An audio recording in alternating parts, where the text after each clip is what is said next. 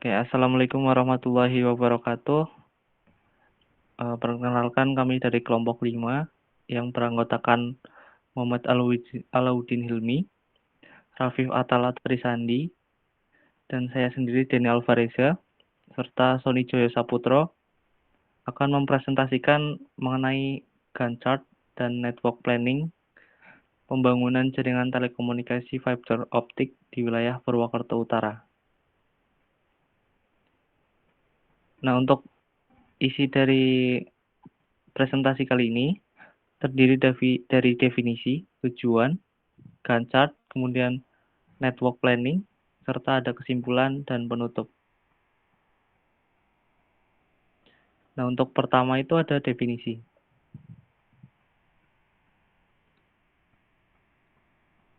Pada definisi ini, itu ada a Gantt chart is a horizontal bar chart used in project management to visualize references a project plan over time. Gantt chart typically show your time and status as well as who's responsible for each task in the project. Nah, Gantt chart sendiri adalah merupakan chart horizontal yang digunakan untuk menggambarkan lini masa suatu proyek atau tugas. Nah, chart ini itu bisa memberikan sebuah visualisasi tentang jadwal proyek, terus milestone yang akan digunakan, serta lini masa proyek secara keseluruhan. Kemudian di diagram jaringan proyek itu adalah alat yang sangat penting karena membantu tim memvisualisasikan aktivitas yang perlu diselesaikan selama durasi proyek. Kemudian diagram ini juga memberikan konteks penting seperti durasi, urutan, dan ketergantungan tugas. Next. Nah, selanjutnya itu ada tujuan. Nah, tujuan yang pertama itu kita menuju ke tujuan Gantt chart sendiri, itu ada meningkatkan komunikasi dan keselarasan tim. Yang kedua, menghindari penggunaan sumber daya yang berlebihan. Ketiga itu mengukur kemajuan proyek. Yang keempat itu manajemen waktu yang lebih baik. Nah, dalam konteks ini, itu Gantt chart sangat berpengaruh dalam sebuah proyek karena bisa menghemat waktu serta menghemat biaya dan sumber daya yang ada.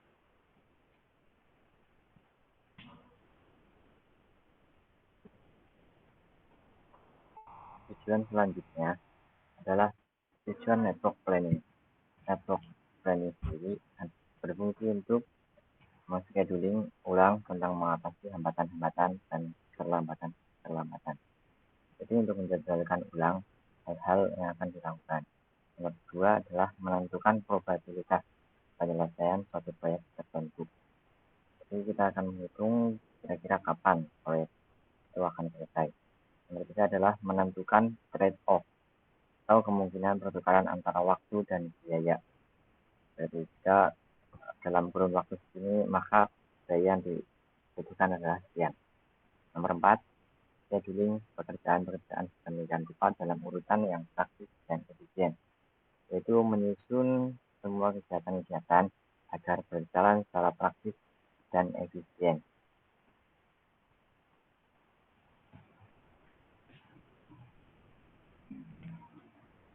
Lalu yang ketiga ada Gantt chart. Untuk Gantt chart sendiri itu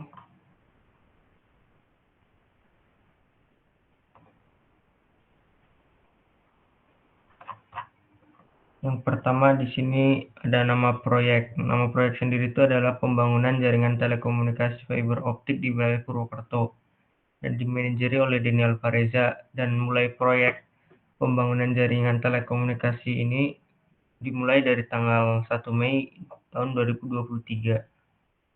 Dan untuk Gantt chart sendiri itu memiliki seperti task, progress, start date, end date. Untuk task sendiri itu pertama ada persiapan dan perizinan, yang kedua ada konstruksi jaringan, yang ketiga ada pengaduan dan pemasangan perangkat pelanggan. Yang keempat ada penyelesaian dan pemeliharaan jaringan. Untuk persiapan dan perizinan sendiri itu yang pertama ada survei wilayah dan penentuan lokasi. Untuk progresnya udah 100% dan start date itu dari tanggal 1 Mei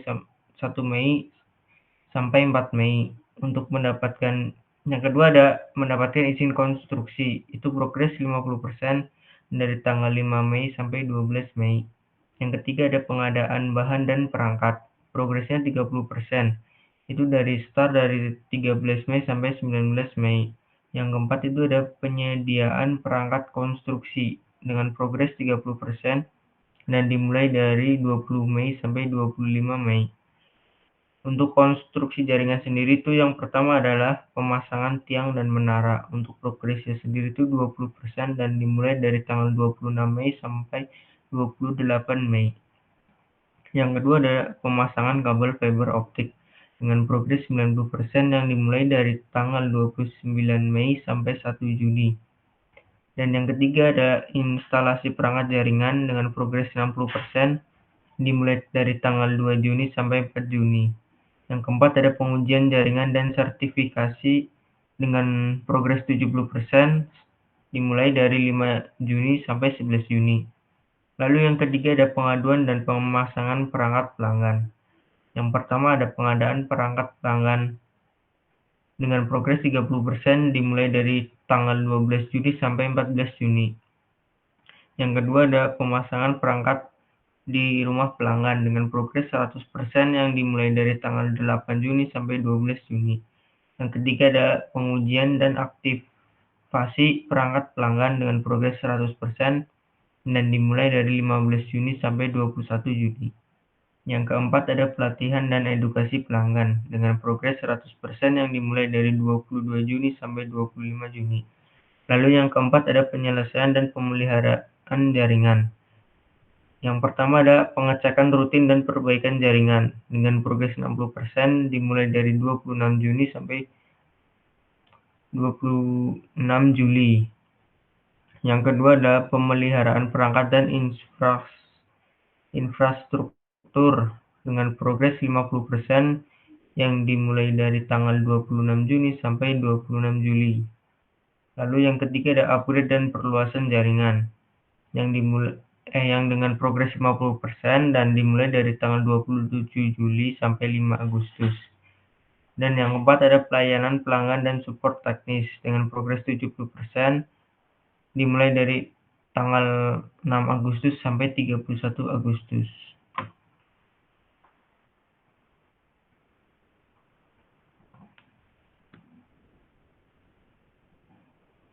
Baik, selanjutnya yaitu yang keempat, network planning. Ya, pada network planning ini sebelum membuat diagram aktivitas AON-nya, maka kita perlu membuat sebuah tabel aktivitas AON yang akan membantu kita dalam membuat sebuah diagram, di mana tabel analisis ini akan berisi serangkaian dari aktivitas-aktivitas dari proyek yang kita buat, dan juga di mana aktivitas tersebut memiliki ketergantungan terhadap aktivitas-aktivitas yang lain. Nah, pada WBPS yang kita buat ini terdapat 16 aktivitas yang kita simbolkan dengan huruf A sampai P. Kemudian untuk estimasi per aktivitasnya itu bermacam-macam, dan juga di mana setiap aktivitas ini memiliki ketergantungan terhadap aktivitas yang lain. Nah, contohnya di sini aktivitas yang A yaitu survei wilayah dan juga penentuan lokasi. Kemudian akan dilanjutkan dengan aktivitas yang B, mendapatkan izin konstruksi. Nah, pada aktivitas B ini terdapat ketergantungan terhadap aktivitas A. Artinya aktivitas B ini tidak bisa berjalan jika aktivitas A ini belum diselesaikan. Kemudian setelah aktivitas B akan dilanjutkan dengan aktivitas C yaitu pengadaan bahan dan juga perangkat, di mana aktivitas C ini memiliki ketergantungan terhadap aktivitas B. Kemudian aktivitas selanjutnya yaitu penyediaan peralatan konstruksi, di mana aktivitas ini memiliki ketergantungan juga terhadap aktivitas B. Artinya dua aktivitas C dan D ini bisa dilakukan secara bersamaan setelah aktivitas B ini diselesaikan. Dan untuk selanjutnya, setelah aktivitas B diselesaikan, maka aktivitas selanjutnya yang akan dilakukan yaitu pemasangan tiang dan juga menara. Kemudian akan dilanjutkan dengan pemasangan kabel fiber optik, di mana pada aktivitas ini memiliki ketergantungan terhadap aktivitas E. Kemudian untuk selanjutnya bisa kita baca sendiri pada tabel.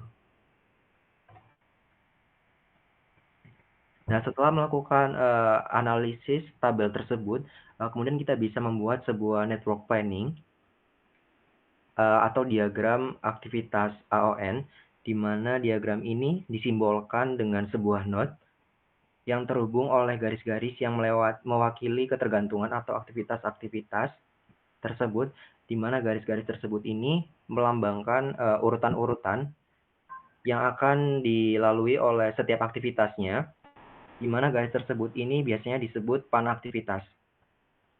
Nah, pada diagram yang kita buat ini, aktivitas A ketika selesai akan diteruskan ke aktivitas B, kemudian aktivitas B setelah selesai akan diteruskan ke aktivitas C dan juga D. Kemudian setelah aktivitas C dan D selesai, akan dilanjutkan dengan aktivitas E, kemudian ke F, G, H, dan I, dan seterusnya.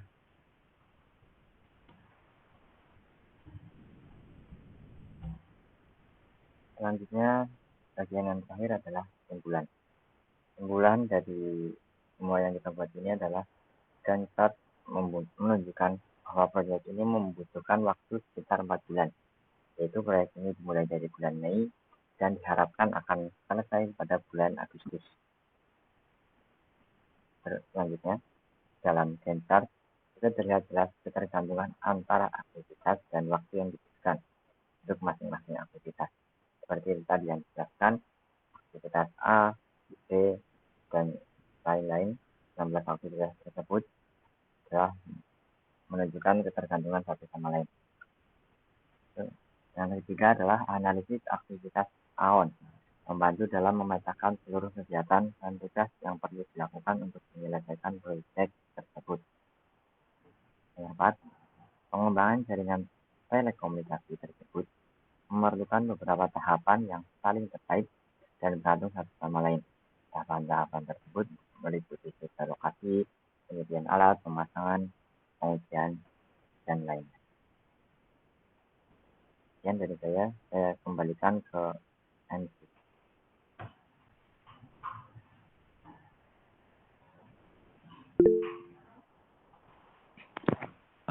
Oke, mungkin dari kelompok kita kami cukupkan. Kurang lebihnya mohon maaf. Wabillahi taufiq wal hidayah. Wassalamualaikum warahmatullahi wabarakatuh.